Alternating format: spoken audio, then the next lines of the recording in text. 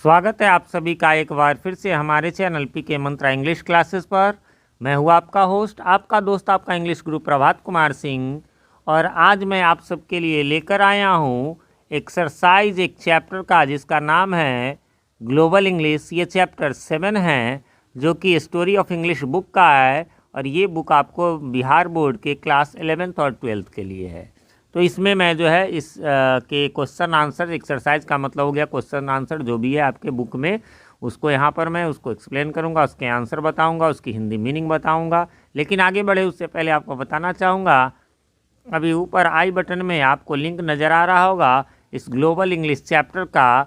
यानी उस वीडियो में जो है वो मैंने ग्लोबल इंग्लिश जो आपके बुक में चैप्टर, उसके एक एक वर्ड का हिंदी मीनिंग समझाया है, उसका हिंदी ट्रांसलेशन भी स्क्रीन पर दिया है जिसे आप स्क्रीनशॉट ले करके नोट कर सकते हैं। ये बहुत ज़रूरी होता है क्योंकि आजकल अब ऑब्जेक्टिव का आप जानते हैं 50% जो है वो ऑब्जेक्टिव ही रहता है। तो ऑब्जेक्टिव का कोई सीमा नहीं है, उसे आप जो है पॉइंट बाय पॉइंट पढ़ेंगे, एक एक लाइन को समझे रहेंगे तो ही आप उससे बना सकते हैं, इसलिए उसे देख ले। उसके अलावा आप ऊपर आई बटन में और नीचे डिस्क्रिप्शन में चेक कर ले, स्टोरी ऑफ इंग्लिश नाम से एक प्लेलिस्ट होगा जिसमें स्टोरी ऑफ इंग्लिश के सारे चैप्टर्स के एक्सप्लेनेशन आपको एक जगह मिल जाएंगे। उसके एक्सरसाइजेज जो भी चैप्टर्स हैं उनके जो आंसर्स हैं वो एक जगह मिल जाएंगे।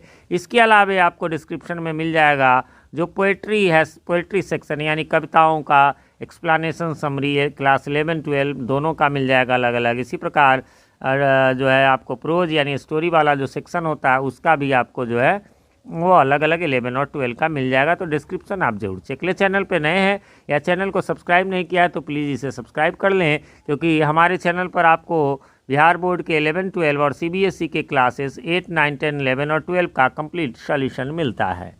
चलिए तो अब शुरू करते हैं। पहला यहाँ पर एक जो है वो आप देखेंगे एक मिस्टेक, पहला क्वेश्चन है write T for true and F for false.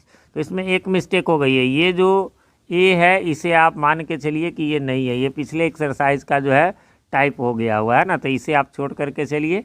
यहाँ से हमारा ए शुरू होता है, there is no difference between American English and British English. कह रहा है कि कोई अंतर नहीं है अमेरिकन इंग्लिश और ब्रिटिश इंग्लिश में, तो ये फॉल्स हो जाएगा। भैया अंतर है, आप सब पढ़े होंगे अमेरिकन इंग्लिश में हम लोग पेट्रोल को पेट्रोल कहते हैं ब्रिटिश इंग्लिश में, जबकि हम लोग जो है उसको गैस कहते हैं अमेरिकन इंग्लिश में। इसी प्रकार अमेरिकन इंग्लिश में जो है हम लोग COLOR लिखते हैं स्पेलिंग कलर का, जबकि हम लोग ब्रिटिश इंग्लिश में COLOUR लिखते हैं। तो ग्रामर में भी इसी प्रकार से डिफरेंस है, तो इसलिए डिफरेंस है, इसलिए यह स्टेटमेंट जो है वो फॉल्स है। अब आ जाएंगे बी की ओर।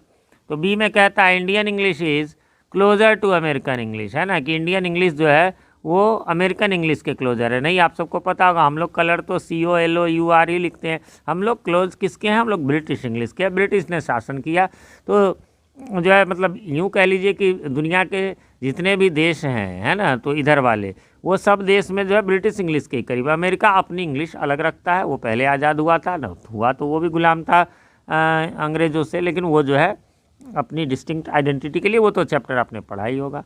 और इसका 3 है, थर्ड है, सी है, Indian English has developed A distinct set of words and sentence pattern that do not exist in British English. तो ये बात सही है। तो इंडियन इंग्लिश तभी हम कहते हैं कुछ डिस्टिंक्ट है ना, कुछ वर्ड्स कुछ ग्रामर सब उनसे अलग रखते हैं। अब हमारे यहाँ एन लगाना है तो हम किस चीज़ से लगाते हैं, अ आ ई ए आई ओ औ से जो शुरू होते हैं वर्ड उनके पहले लगाते हैं, तो अपने यहाँ का कुछ ना कुछ तो ये होगा ही। आगे बढ़ेंगे। क्वेश्चन नंबर 2 जो है वो आपको क्वेश्चन आंसर वाला है, यानी answer these questions very briefly, बहुत छोटे में आंसर देना है। आपके लिए एक बेहतरीन आंसर मैं तैयार करके ले आऊँ छोटा सा, ये 2 नंबर वाले में पूछता भी है, which speech came to be known as received pronunciation. देखिए भाई साहब, ये रिसीव्ड प्रोनाउंसिएशन समझ लीजिए कि ये कितनी बार लिखूँ, बी आई, मतलब ये है 2 नंबर वाले क्वेश्चन के लिए, ऑब्जेक्टिव के लिए हर साल रिसीव्ड प्रोनाउंसिएशन से एक न एक जो है सो आपको रहता है। तो चैप्टर में आप इसको अच्छी तरह समझ लेंगे कि रिसीव्ड प्रोनाउंसिएशन क्या है। हल्का सा इसमें है कि रिसीव्ड प्रोनाउंसिएशन, है ना, came to be known as the standard British English pronunciation, British English speech, है ना। तो कौन सा स्पीच, तो यही हो गया the standard British English speech, है ना। ऐसे करके भी लिख सकते हैं, विच की जगह ये लिख दीजिए, है ना। फिर से बता दे रहा हूँ कि आप ऐसा लिख सकते हैं the standard British English speech, और बस उसके बाद came to be known as receipt pronunciation. बाकी मैंने ऐसे लिख दिया कि receipt pronunciation came to be known as the standard British English speech. अब है what has made the English the most gloriously impure language. किस वजह से इंग्लिश को जो है सबसे ज़्यादा मतलब सफलता वाला भी, मतलब शान वाला भी और अशुद्ध भाषा कहा गया। तो बोरोइंग, ऐसा क्यों हुआ? तो borrowing words and phrases from various languages has made. क्या किया? बोरो मतलब लेना, दूसरे उधार लेना ऐसे होता है। दूसरे आप देखते हैं, आप लोग बहुत सारे वर्ड्स हम लोग पढ़ते, उच्चारण कुछ ये कई देशों से लिए गए हैं ना। तो from various languages has made English the most gloriously, glory तो है ही, शान तो है ही, लेकिन इम्प्योर लैंग्वेज भी है। कोई फिक्स रूल नहीं है। और आपका ये जो है लास्ट है थर्ड क्वेश्चन, वो है name two effects of the world wide spread of English, है ना। दो रीजन बताइए जिससे कि जो है ये वर्ल्ड वाइड मतलब विश्व स्तर पर फैल गया। Two effects of the world wide spread of English are new national varieties of English, है ना, कि नया वेराइटीज ऑफ इंग्लिश आया एक पॉइंट, और एमरजेंस ऑफ न्यू इंग्लिश। क्या है new national varieties of English?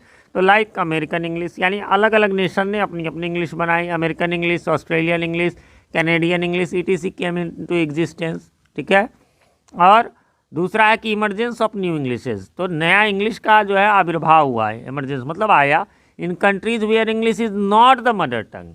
तो वहाँ पर नेशनल आया जहाँ बोले जाते थे अपना अपना नेशन का, और न्यू इंग्लिश एकदम से आया मतलब बहुत सारे वर्ड्स इसमें मिक्स हो गए। तो वहाँ जहाँ मदर टंग यानी मातृभाषा नहीं थी, for example Indian English, Nigerian English, ETC। तो फ्रेंड्स इस प्रकार से यहाँ पर ये समाप्त हो गया होगा। उम्मीद करता हूँ आप इससे संतुष्ट होंगे।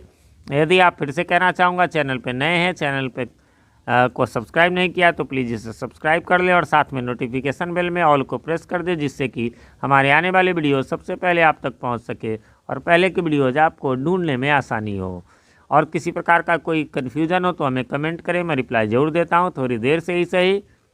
और कमेंट करके हमें ये भी बताएं कि हमारे वीडियोज़ आप सभी को कैसे लगते हैं और क्या देखना चाहते हैं आप। क्या ग्रामर का बुक के जो है वीडियोज़ में और ज़्यादा बनाऊं या बुक्स के ही ज़्यादा बनाऊं।